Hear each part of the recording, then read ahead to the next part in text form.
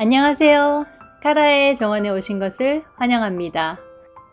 3월 말까지 눈이 온 걸 보면 꽃샘추위가 유난했던 봄이었어요. 이미 봄 햇살이 내려앉은 창가에는 제라늄 꽃망울들이 쉴 새 없이 올라오고 있는데요. 덕분에 이 식물 집사의 입가에는 미소가 그칠 줄을 모른답니다. 어디서 보는 꽃이 이렇게 예쁠 수 있을까요? 내 베란다에서 나만을 위해 피워주는 나만의 꽃들. 더없이 행복한 시간이 이 꽃들과 함께 지나가고 있네요. 제라늄을 처음 키우시는 분들은 제라늄 키우기가 참 어려워요 라고 말씀하시는 분들이 많아요. 사실은 저도 그렇답니다. 좀 쉬워진 것 같다 그러면 또 어려워진 것 같고, 좀 가까워진 것 같다 그러면 다시 또 멀어진 것 같고, 대체적으로 제라늄 기르는 난이도는 중간 정도 된다고 얘기할 수 있을 것 같아요. 하지만 어떤 부분에서는 좀 상당히 좀 까다롭고 좀 어려운 부분도 있다고 생각하거든요. 그래서 저희가 가끔 부딪히는 그런 어려운 점에 대해서 오늘은 좀 얘기를 해볼 건데요. 제라늄을 검색하면 햇빛을 잘 보여주고 통풍을 잘 시켜주고 물을 조심스럽게 준다 이렇게 돼 있거든요. 이 세 문장에 제라늄을 잘 키우는 비법이 고스란히 들어있어요. 제라늄을 비롯해서 꽃을 피우는 화초류를 키우기 가장 적당한 베란다는 남향의 고층이고 앞뒤로 막힌 건물이 없는 그런 베란다가 가장 좋은 조건일 것 같은데요. 저희가 아파트에 살면서 그런 조건을 가진 집이 얼마나 흔하겠어요. 그렇다고 저희가 꽃을 키우기 위해서 아파트를 옮길 수는 없잖아요. 그래서 그런 환경에 맞는 조건을 만들어 주는데요. 햇볕이 부족하면 식물등을 주고, 통풍이 잘 안 될 경우에는 선풍기나 서큘레이터를 틀어주고, 물을 조심스럽게 환경에 맞게 주는 그런 인공적인 조건을 만들어 주는 건데요. 아파트 베란다에도 그런 조건들이 많이 필요한 경우도 있지만, 특히 이 실내 공간에서 화초를 키울 경우에는 그런 인위적인 조건에 더 많은 신경을 써줘야 해요.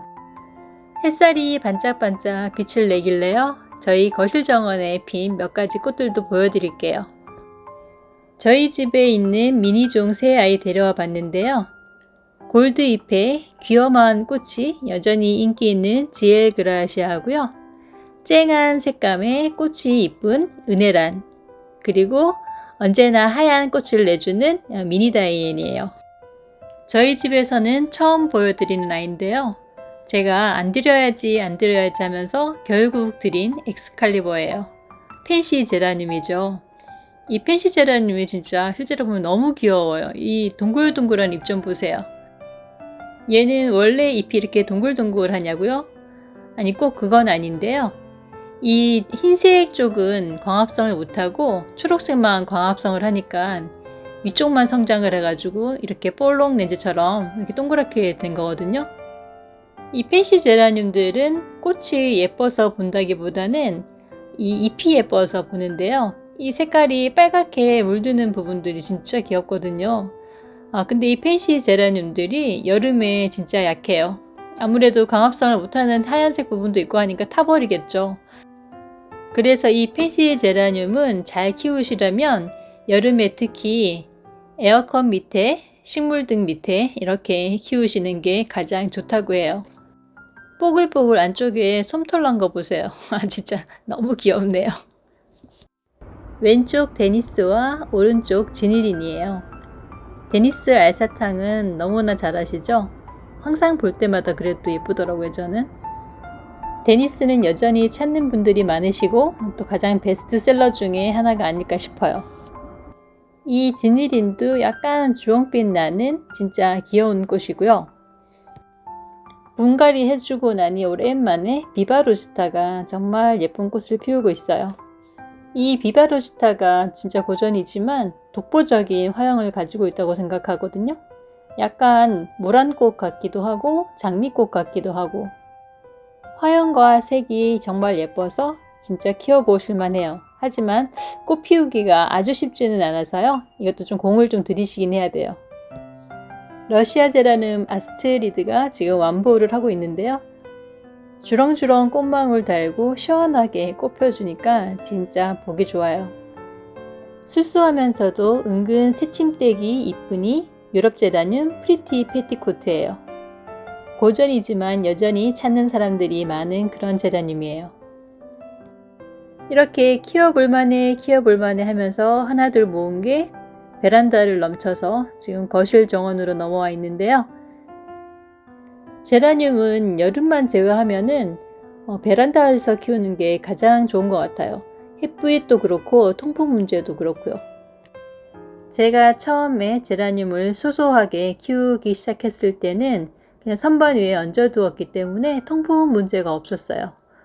숫자가 많아지다 보니까 좀 효율적으로 선반형으로 배치를 하게 되었는데요. 제가 그 전에 이런 형태가 없었기 때문에 좀 통풍을 간과한 것 같아요. 요즘 전기비도 너무 비싸지고 물가도 많이 올라서 제가 전기세를 좀 아껴보려고 서큘레이터를 좀 들틀어 준 거예요.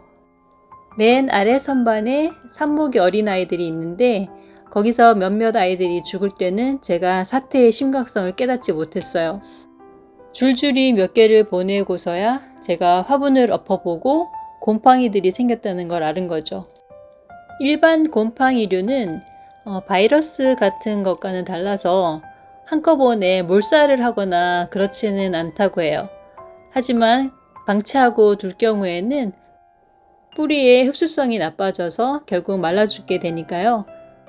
곰팡이가 생겼을 때는 3단계로 조치를 해주세요. 여기 보시면 곰팡이들이 생겨 있죠. 전체적으로 흙만 잠깐 털어내시면 안 되고 안쪽까지 다 곰팡이를 제거해 주신 후에 분갈이를 해주세요. 뿌리가 다치지 않게 꼼꼼하게 흙을 털어내야 해서 시간이 좀 걸리고 좀 조심해서 하셔야 하고요. 뿌리를 많이 건드리게 되기 때문에 분갈이 몸살이 심할 수도 있고 안 좋을 경우에는 회복을 못할 수도 있다는 것도 기억하셔야 해요. 분갈이 하고 나서 그날은 물을 주시지 말고요.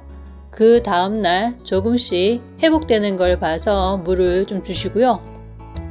분갈이 하는 흙은 우분이라든가 그런 무거운 재료는 넣지 마시고요. 통풍이 잘 되게 가벼운 상토로 분갈이를 해주시고요. 물이 잘 마르면 식물들한테는 좋은데 우리 식집사들의 손과 발이 엄청 바빠지겠네요. 분갈이를 하고 나서는 전체적으로 곰팡이균을 좀 없앨 수 있게 소독수로 물을 좀 줄 필요가 있는데요. 저는 이번에 과산화수소수하고 선물 받은 토양관리 영양제가 있어서 그걸 사용했거든요. 과산화수소수는 저희들이 일반적으로 피부 소독제로도 사용하고 있는데요. 시중에서 저희가 구입할 수 있는 건 100%짜리가 아니라 보통 35%로 희석되어서 나오는 그런 과산화수소수고요. 저희는 또 그거를 또 희석해서 쓸 건데요. 보통 1리터에 페트병 뚜껑 하나 정도로 희석해서 쓰면 될 것 같아요. 보통 페트병 뚜껑의 한 뚜껑의 양이 10ml 정도가 된다고 보시면 되거든요. 그래서 1리터에는 한 뚜껑, 2리터 페트병에는 두 뚜껑을 넣으시면 되고요. 제가 가진 토양 키퍼도 1리터에 한 뚜껑씩 희석해서 쓰시면 되더라고요.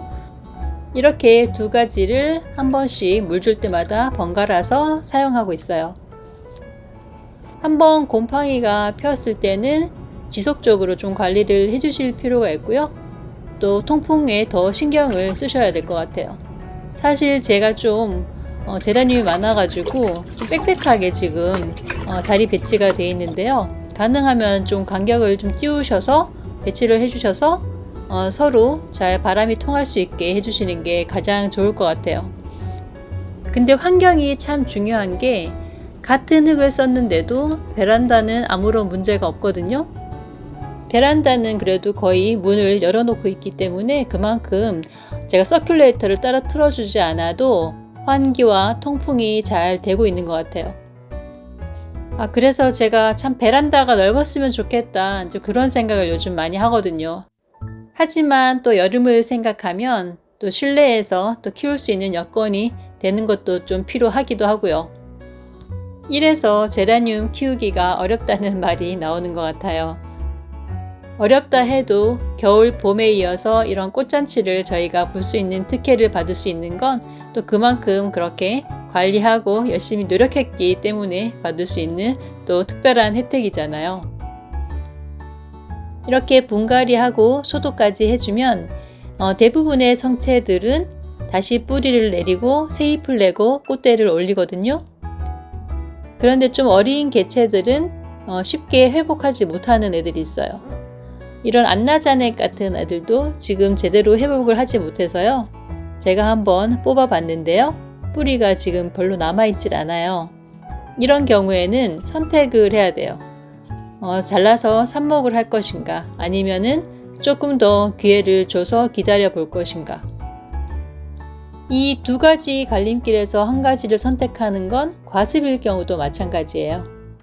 좀 기다림의 시간이 필요하고 아니면은 그냥 빠른 결단을 내려서 다시 삽목을 하는 것이 더 빠른 방법일 수도 있긴 있거든요. 이 엠마뉴엘은 제가 구입하고 나서 배송 오면서 과습을 먹었는지 제가 도착했을 때 잎에 힘이 하나도 없더라고요. 그래서 바로 꺼내서 말리려다가 안 돼서 제가 바로 그냥 마른 흙으로 분갈이를 했거든요. 지금 2주가 지나서 다시 잎이 나고 지금 꽃대도 새로 올라오려고 하더라고요. 뿌리가 많이 마르기 전에 조치를 빨리 할 경우에는 이렇게 살아날 확률이 높아지고요. 이 안나자네처럼 뿌리와 잎이 많이 말랐을 경우에는 다시 회생할 수 있는 가능성이 점점 떨어지게 돼요. 이런 경우에는 마지막 방법으로 물에다가 다시 꽂아서 다시 뿌리를 받아보려고 하거든요. 불투명 컵에다가 소독수를 넣고 거기다가 안나자넷을 넣어놨어요. 그리고 나서 4일 정도가 지났더니 약간의 변화가 보이긴 하네요. 하얀 뿌리가 나기 시작했죠.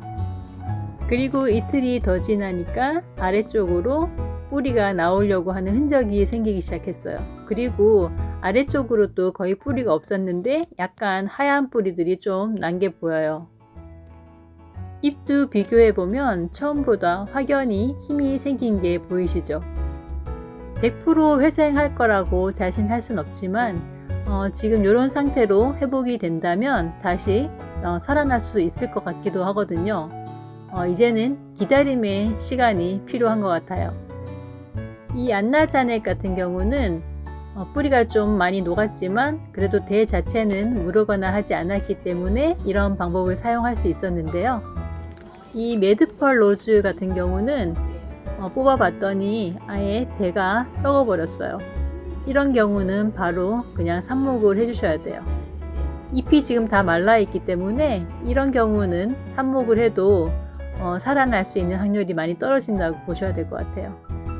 자신이 감당할 수 있는 적정한 양의 제라늄을 키우면 참 좋을 텐데요. 이 꽃욕심이 부른 참사에 반성하면서 제가 3단계로 대응하는 방법을 한번 보여드렸어요. 앞으로 날은 계속 따뜻해질 것이기에 통풍과 물주기에 좀 더 각별하게 신경을 써야 할 것 같아요. 많이들 기다리신 무료 나눔 당첨자 발표할게요. 위에 3분 제가 번호 띄워드려요. 당첨 축하드리고요. 당첨되신 분들은 주말까지 제 메일로 주소, 성함, 전화번호 보내주시고요. 늦어도 월요일까지는 보내주셔야 제가 제라늄 보내드릴 수 있고요. 월요일까지 연락 안 주시는 거는 무효 처리할게요. 제가 한꺼번에 보내야지 하나씩 따로 보내기는 힘들어서요. 월요일까지 주소, 전화번호, 성함 보내주세요.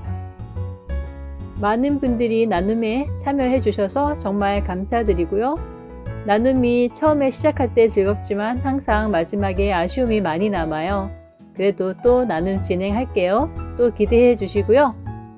갈 때는 정말 미련 없이 가버리는 이 제라늄들이 야속할 때도 있지만 저희들이 좀 더 노력하고 빨리 발견해서 대처하면 잘 붙잡을 수도 있으니까요. 햇빛, 바람, 물 언제나 신경 써주면서 제라늄들과 예쁜 베란다 가든이 이어갔으면 좋겠어요. 응원할게요. 저에게도 좋아요와 구독으로 많은 응원 부탁드려요. 오늘도 봐주셔서 감사하고요. 다음에 또 뵐게요. 안녕!